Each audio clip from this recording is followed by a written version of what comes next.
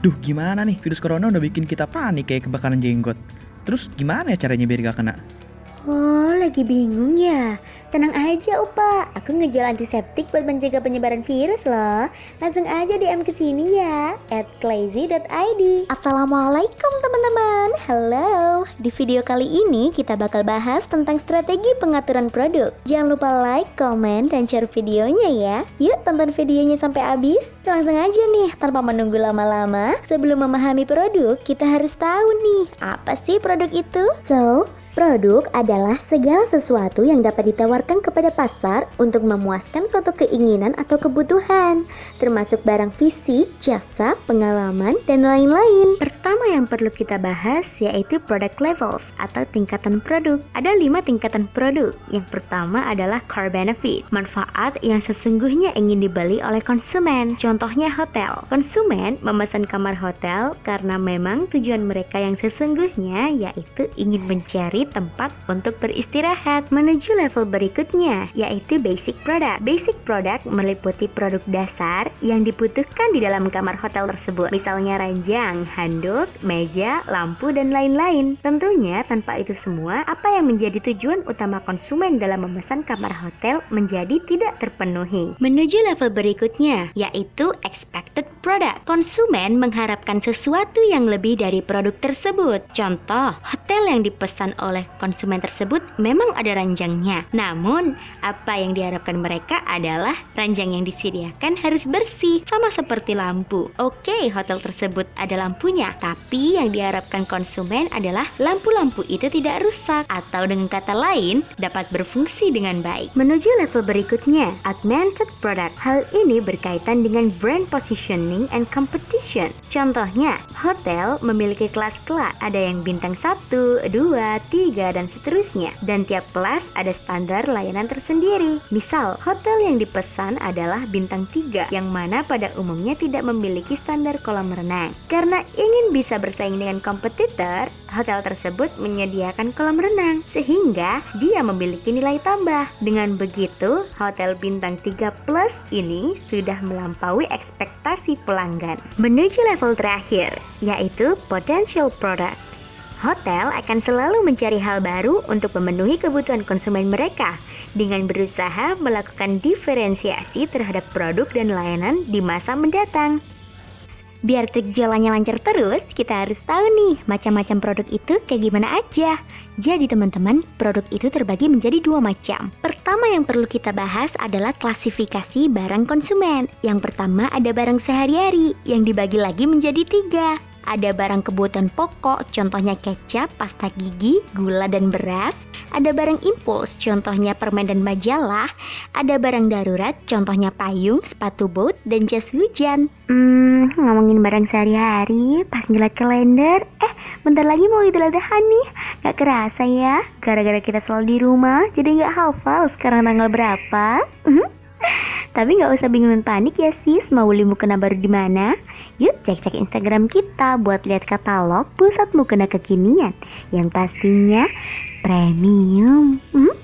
Hanya di @albarka.market. Yang kedua adalah barang belanja.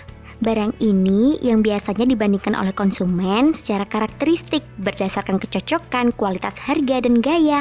Contohnya perabot, pakaian, dan peralatan rumah tangga. Next, yang ketiga adalah barang khusus. Barang ini memiliki ciri unik di mana pembeli berusaha keras untuk membelinya. Contohnya, peralatan fotografi dan komponen mobil. Barang ini biasanya dibeli karena hobi ya teman-teman. Terakhir dari klasifikasi barang konsumen adalah barang tidak dicari. Barang ini tidak terpikirkan oleh pembeli untuk dibeli. Contohnya asuransi jiwa, ensiklopedia, dan batu nisan. Nah, kalau ada barang konsumen berarti ada barang industri kan teman-teman? Berikut ini adalah klasifikasinya. Pertama adalah bahan dan suku cadang. Barang ini yang seluruhnya menjadi komponen utama dari produk produsen. Contohnya kayu, kabel, dan besi. Next, yang kedua adalah barang modal. Barang ini barang yang tahan lama yang memfasilitasi pengembangan produk jadi. Contohnya pabrik dan kantor. Terakhir dari klasifikasi barang industri ada layanan bisnis dan pasokan. Adalah barang dan jasa jangka pendek yang memfasilitasi pengembangan produk jadi. Contohnya paku dan layanan kebersihan. Penting bagi sebuah perusahaan untuk berbeda dengan kompetitor lain, bukan? Dari sekian banyak produk baru yang masuk ke pasar setiap harinya, konsumen akan bingung dalam memilih dan pada akhirnya membuat keputusan untuk tidak membeli. Itulah mengapa sangat penting bagi perusahaan untuk melakukan yang namanya diferensiasi. Diferensiasi yang perlu dilakukan oleh sebuah perusahaan dapat dilakukan dari sisi produk ataupun jasanya. Diferensiasi produk dapat dibedakan menurut fitur, mutu kinerja, mutu kesesuaian, daya tahan, keandalan, kemudahan perbaikan, dan gaya. Sedangkan diferensiasi jasa dapat dibedakan menurut kemudahan pemesanan, pengiriman, pemasangan, pelatihan, konsultasi, perbaikan, dan pengembalian. Pemberian garansi adalah salah satu bentuk diferensiasi jasa ya teman-teman. Sekarang aku mau bagi-bagi tips nih bagaimana strategi dalam mendiferensiasikan produk. Pertama, kalian bisa berikan promo, bonus, atau diskon yang menarik. Siapa sih yang gak suka dikasih diskon? Pasti suka dong. Nah, kalian tahu kan brand fashion lokal Erigo? Mereka tidak bosan-bosan untuk memberikan diskon di beberapa produk mereka. Diskon ini sering kita jumpai di berbagai tempat, bukan? Aku ambil contoh di Shopee ini. Brand lokal, kualitas global, tapi harga spesial. Kalau udah pasang harga segini nih, pasti udah banyak yang berebut kan? Kedua, kalian bisa memberikan harga lebih terjangkau dari produk kompetitor lain. Jika harga yang kalian pasang lebih mahal, maka berikanlah suatu nilai tambah pada produk kalian. Misalnya dalam hal packaging atau kemasan. Ketiga, kalian bisa memberikan kemudahan bagi konsumen dalam memesan produk kalian. Makin gampang diakses produknya, makin banyak yang tertarik. Terakhir, buatlah keunikan tersendiri pada produk kalian ya.